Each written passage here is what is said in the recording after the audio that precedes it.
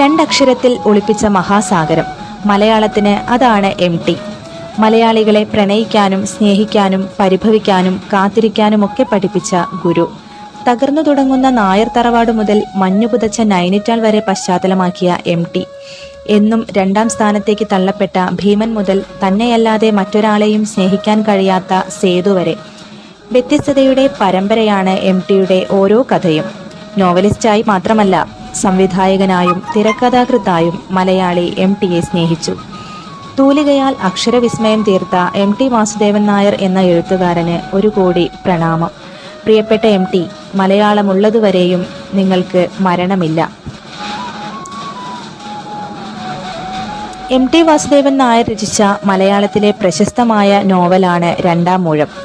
മഹാഭാരത കഥ ആസ്പദമാക്കി രചിച്ച ഈ നോവലിൽ ഭീമനാണ് കേന്ദ്ര കഥാപാത്രം.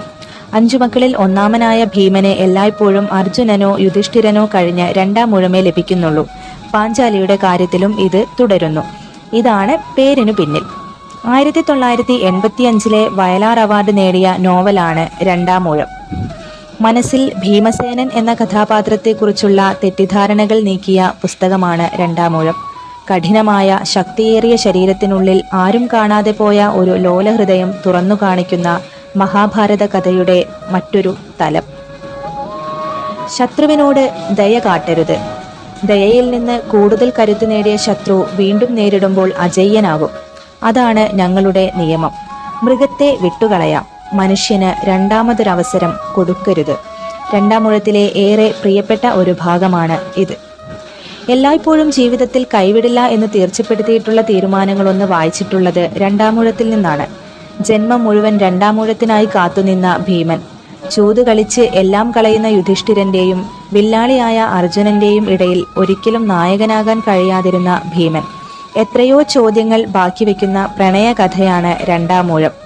പാഞ്ചാലിക്ക് വേണ്ടി ഇത്രയേറെ ചെയ്തു ഭീമൻ. കല്യാണ സൗഗന്ധികം വരെ തേടിപ്പോയി.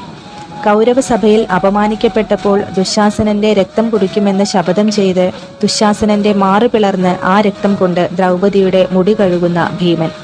എന്നിട്ടും അർജുനനെയാണ് ദ്രൗപദി കൂടുതലും പ്രണയിക്കുന്നത്. അതുപോലെ തന്നെ വായുപുത്രൻ എന്ന് അഹങ്കരിച്ചിരുന്ന ഭീമൻ കാട്ടാളന്റെ മകൻ മാത്രമാണ് എന്ന കുന്തിയുടെ വെളിപ്പെടുത്തലിൽ തകർന്നു പോകുന്ന ഒരു അസ്തിത്വമുണ്ട്.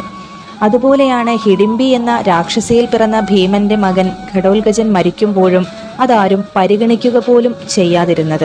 അച്ഛനും മകനും ഒരുപോലെ അവഗണിക്കപ്പെടുന്ന വലിയ വേദന.